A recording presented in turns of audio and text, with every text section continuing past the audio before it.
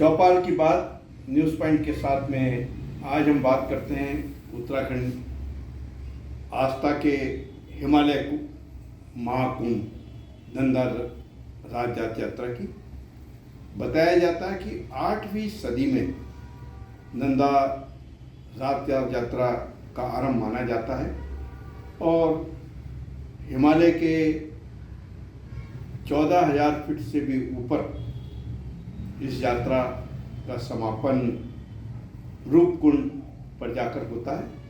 रहस्य, रोमांच, प्रकृति के दृश्यों से भरपूर ये यात्रा में हजारों लोग भाग लेते हैं और नंदा नवमी के दिन नौटी से इस यात्रा का आरंभ किया जाता है। लगभग 280 किलोमीटर की लंबाई और 20 पड़ावों से होकर ये यात्रा गुजरती है। और इस यात्रा की खूबी ये भी है कि इसमें रहस्य, रोमांच और रूपकुंड में जाकर वहाँ पर वर्षों पुराने कंकाल जो हैं वो देखने को मिलते हैं। इस यात्रा में देश विदेश से भारी संख्या में यात्री भाग लेते आए हैं और ये भी बताया जाता है कि ये यात्रा 1843 में, 1886 में, 1905 में, 1925 में, 1951 में, 1968 में, 2000 में, 2014 में भी ये यात्रा आरंभ हुई थी। परंतु इसको क्या कहेंगे, दुर्भाग्य ही कहेंगे कि 20 सितंबर को होने वाली इस यात्रा को स्थगित करने की सूचना इस राजजात यात्रा समिति के अध्यक्ष जी ने, डॉक्टर राकेश कुंवर जी ने अभी समाचार पत्रों के माध्यम से दी है। जैसा कि अध्यक्ष जी ने अभी बताया कि जो एक महत्वपूर्ण प्रस्ताव आज इस बैठक में किया गया, जो इस प्रकार है। जिलाधिकारी चमोली एवं श्री नंदा देवी राजजात यात्रा मार्ग अध्ययन दल के पत्र एवं रिपोर्ट पर श्री नंदा देवी राजजात समिति की बैठक में व्यापक विचार विमर्श हुआ। माननीय सदस्यों का भी मत है कि मलमास के पर्वों के पीछे चले जाने के कारण नंदा नवमी 20 सितंबर 2026 को आ रही है। इस तिथि को उच्च हिमालय क्षेत्र में तीर्थयात्रियों के जीवन को देखते हुए जोखिमपूर्ण है।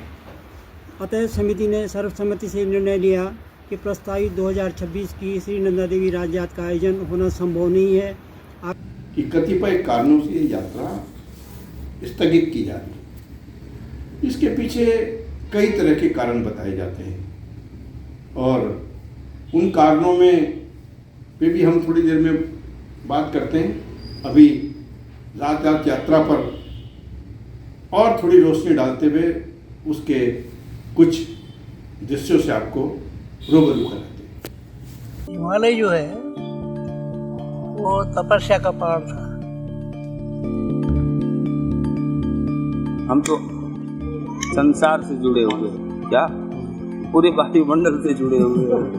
हाँ, जो कुछ भी होगा इस संसार के अंदर घटित, हाँ, वो हमारे अंदर होगा। नंदा राजजात यात्रा पर बात करने के लिए आज हमारे साथ हैं गैरसैंण के मायथन गांव से मोहन सिंह नेगी।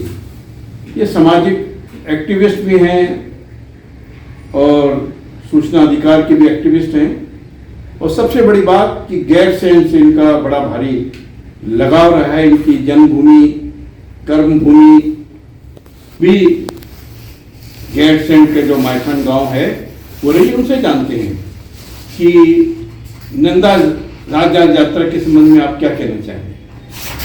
नमस्कार, मैं चौपाल के संयोजक श्री सुरेंद्र कुमार जी का धन्यवाद करता हूं कि वो इस प्रकार की जो है अपने चौपाल पे कई सामाजिक मुद्दों को, राजनीतिक मुद्दों को लाते हैं और मैं भविष्य में भी यही आग्रह करूंगी ये लगातार चलता रहे, ये पड़ाव आगे बढ़ता रहे। इसी क्रम में नंदा राजजात की जो आज बात हो रही है, नंदा राजजात राज्य बनने के बाद पहली बार 2014 में हुई थी क्योंकि नंदा राजात होनी 2013 में थी। उस समय राज्य में आपदा का कहर टूटा हुआ था, इसलिए वो स्थगित करनी पड़ी तत्कालीन सरकार के द्वारा। और उसके बाद 2014 में यात्रा शांतिपूर्ण तरीके से, भव्य और दिव्य तरीके से संपन्न हुई, जिसको सरकार ने बहुत सुंदर तरीके से उसका आयोजन किया था। अब जो अभी समाचार पत्रों में और कई जगह सुनने में आ रहा है कि नंदा राजात को अभी 2026 में जो होना था 12 साल बाद, क्योंकि 14 में हुई थी तो 2026 में 12 साल बाद होनी थी, तो उसको स्थगित करने का जो समाचार सुनने में आ रहा है, समाचार पत्रों में छपा हुआ है। क्योंकि मुझे तो ये लगता है कि सरकार नंदा राजात समिति पर उसको टालना चाहती है और सरकार ने अपनी व्यवस्थाएं पूरी करी नहीं है। जो निर्जन पड़ाव है उन पे उनकी जो है जो लगभग 12 साल से जो खाली पड़े थे उनकी जो है मरम्मत होनी होती है, वहाँ लाइटें पहुँचानी पड़ती है, वहाँ जो है हेलीपैड बनाने पड़ते हैं और तत्कालीन उसमें राशन की व्यवस्था करनी पड़ती है। जो बेदनी तक तो जन पड़ाव है, उसके बाद बेदनी से आगे आपका पाता नचोरियाँ हैं, वो निर्जन पड़ाव हैं, उससे आगे आपका भगवा वासा है और फिर शिला समुद्र है, फिर रूपकुंड, पहले रूपकुंड है, फिर शिला समुद्र है और लास्ट जो है होमकुंड है। होमकुंड यात्रा का समापन, नंदा राजात का समापन है, वहीं इसके बाद फिर वापसी हो जाती है। और मुझे यही आभास हो रहा है कि क्योंकि पिछली बार भी सरकार ने काफ़ी सारी व्यवस्थाएं की थी, लास्ट में जो है जब व्यवस्थाएं कंप्लीट हो गई थी और पिछले साल भी अभी भी बार बार जो है जो नंदा राजात समिति है क्रूर की, वो हर साल जो है बेदनी बुग्याल तक नंदा राजात जाती है। राजात वहाँ क्योंकि ये सिंबॉलिक जाती है, पूरी नहीं होती। 12 साल बाद वाली होमकुंड वाली जो लास्ट यात्रा जाती है वो 12 साल में होती है, जो जिसे हिमालय कुंभ भी कहा जाता है। और उस नंदा राजात की जो व्यवस्थाएं सरकार ने लगता है कि अपनी व्यवस्थाएं पूरी न करने के बजाय नंदा राजात समिति के ऊपर टाल दिया है कि नंदा राजात समिति ने निर्णय लिया, जबकि ये सरकार की संपूर्ण विफलता है। देखिए, ये तो हमारी भी जानकारी में आया है कि नंदा राजात समिति ने लगभग 5000 करोड़ के बजट की अपेक्षा राज्य सरकार से की थी और ये भी अपेक्षा की थी कि PWD, गढ़वाल मंडल विकास निगम, पेयजल निगम, गढ़वाल उत्तराखंड जल संस्थान जो है वो जो 20 पड़ाव हैं उन पर समुचित व्यवस्था यात्रियों के ठहरने की करें, क्योंकि जो यात्रा का सीजन सितंबर का होता है उसमें बर्फबारी होने की संभावना लगभग पूरी तरह से रहती है और सरकार जो हजारों लोग उस यात्रा में शामिल होते हैं उसके लिए समुचित ठहरने की व्यवस्था, रात्रि विश्राम की व्यवस्था, खाने पीने राशन आदि की व्यवस्था के लिए बहुत पहले से व्यवस्था की जाती है। और ये यात्रा 8वीं सदी से आरंभ हुई है और तमाम कठिन परिस्थितियों के बावजूद यात्रा लगातार चली है।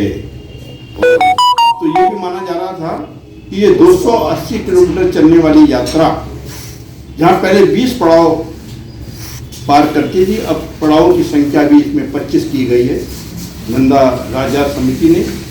और कांसवा के कुंवर जो हैं, टीरी नरेश के परिवार से जुड़े हुए, वो इस यात्रा का आरंभ और समापन करते हैं। ये परंपरा इस नंदा राजात यात्रा की रही है और हम अभी आपको कुछ छायाचित्र और कुछ दृश्य भी नंदा राजात यात्रा के दिखाएंगे। बहुत आश्चर्यजनक रूप से एक खाड़ू होता है, भेड़, चौसिंगा बोलते हैं उसे, वो इस यात्रा का नेतृत्व करता है और ये बताया जाता है कि ये चौसिंगा जो है यात्रा आरंभ से पूर्व ही इसका जन्म होता है और इसको सुदूर रूपकुंड से आगे होमकुंड पर आगे यात्रा में चलने के लिए इसको बिल्कुल मुक्त कर दिया जाता है। और ये बताया जाता है कि ये चौसिंगा जो है हिमालय में जाकर होमकुंड से आगे जाके विलुप्त हो जाता है। हम अब आपको इस यात्रा के कुछ दृश्यों से अवगत कराएंगे। एशिया की सबसे लंबी पैदल यात्रा के बारे में सुना है? जी हाँ, एशिया की सबसे लंबी पैदल यात्रा। यह यात्रा रहस्य और रोमांच को संजोए कई सुरमय और निर्जन स्थलों से होकर पूरी होती है। तो चलिए अब बात करते हैं इस यात्रा के बारे में, जिसके बारे में सुनकर आप हैरान हो जाएंगे और यह सोचेंगे कि आखिर एशिया की सबसे लंबी इस पैदल यात्रा के रहस्यों को हमने आज तक क्यों नहीं सुना था। श्री नंदा राजजात यात्रा, जिसे एशिया की सबसे लंबी पैदल यात्रा का गौरव प्राप्त है। इतिहासकारों के अनुसार इस यात्रा की शुरुआत 8वीं सदी के आसपास हुई बताई जाती है। यह वो काल था जब आदि शंकराचार्य जी ने देश के चारों कोनों में 4 पीठों की स्थापना की थी। इस यात्रा की सबसे रोचक बात तो यह है कि इस यात्रा का आयोजन कुंभ की तरह ही हर 12 वर्षों के बाद होता है। इसीलिए इसे हिमालय कुंभ के नाम से भी जाना जाता है। करीबन 280 किलोमीटर की इस ऐतिहासिक यात्रा को गढ़वाल कुमाऊं की सांस्कृतिक मिलन का प्रतीक भी माना जाता है, जिसे श्रद्धालुगण करीबन 20 दिनों में पैदल पूरा करते हैं। इस यात्रा के बारे में सुनकर अब आप सोच रहे होंगे कि आखिर इस यात्रा को क्यों किया जाता है। तो चलिए अब बात करते हैं इस यात्रा के पीछे के रहस्यों के बारे में। लोक इतिहास के अनुसार नंदा गढ़वाल के राजाओं के साथ साथ कुमाऊं के कत्यूड़ी राजवंश की इष्ट देवी थी। इष्ट देवी होने के कारण नंदा देवी को राज राजेश्वरी कहकर संबोधित किया जाता है। नंदा देवी को पार्वती की बहन के रूप में देखा जाता है, परंतु कहीं कहीं नंदा देवी को ही पार्वती का स्वरूप माना गया है। वह इस यात्रा के माध्यम से अपने ससुराल यानी कैलाश पर्वत जाती है। मुख्य आकर्षण चौसिंगा खाड़ू यानी 4 सींगों वाला भेड़ होता है, जो कि स्थानीय क्षेत्र में राजजात यात्रा शुरू होने के पहले पैदा हो जाता है। उसकी पीठ में 2 तरफ थैले में श्रद्धालुगण गहने, श्रृंगार सामग्री व अन्य भेंट देवी के लिए रखते हैं, जो कि हेमकुंड में पूजा होने के बाद आगे हिमालय की ओर प्रस्थान करता है। यात्रा में जाने वाले लोगों का मानना है कि यह चौसिंगा खाड़ू आगे विकट हिमालय में जाकर विलुप्त हो जाता है। माना जाता है कि यह नंदा देवी के क्षेत्र कैलाश में प्रवेश कर जाता है, जो आज भी अपने आप में एक रहस्य बना हुआ है। तो आपने देखा, चौसिंगा भी देखा और छंतौली भी देखी, डोलियां भी देखी होंगी कि कैसे डोली चलती हैं, कैसे छंतौली चलती हैं और कैसे हजारों यात्री जो हैं इस यात्रा में लगातार अपनी भागीदारी करते हैं। तो ये सवाल तो अपनी जगह है कि जहां हजारों यात्री इसमें चलते रहे हों। आज तो उत्तराखंड में हमारी अपनी सरकार है, राज्य की सरकार है। क्या हमारे परंपरागत रूप से चलने वाले देवी देवताओं के आस्था के प्रति इस यात्रा को हम कितना सम्मान दे पाते हैं, कितनी मान्यता दे पाते हैं। एक तो कष्ट मैं समझता हूँ हम सबको है कि हमारी ये वर्तमान सरकार हमारे जो परंपरागत रूप से देवी देवता, कुल देवता हैं, लोक देवता हैं, उनके प्रति उदासीन है। ऐसी एक घटना अभी रुद्रप्रयाग में भी हुई, जहां अगस्त मुनि की डोली को ले जाने से रोका गया। वहां के डीएम महोदय ने तो प्रतीक जैन ने पहले स्थानीय लोगों को, भक्तों को, श्रद्धालुओं को यह आश्वासन दिया था कि जो डोली का मार्ग है उसमें जो बाधा आ रही है उसको दूर करेंगे, परंतु अचानक डीएम प्रतीक जैन उस अपने वादे से मुकर गए। तो क्या हमारे लोक देवता, कुल देवता, ग्राम देवताओं के प्रति ये सरकार उदासीन है? ये सवाल अपनी जगह है। और यदि नंदा राजजात यात्रा को लेकर भी कुछ सवाल उठ रहे हैं तो वो सवाल वाजिब है। मुझको लगता है कि सरकार इस संबंध में जरूर कुछ ऐसी कार्रवाई करेगी कि ऐसा लगे कि हमारे लोक देवताओं के प्रति, हमारी पुरानी मान्यताओं के प्रति, हमारी आस्थाओं के प्रति सरकार सक्रिय है, उनको गंभीरता से लेती है। आज बस इतना ही।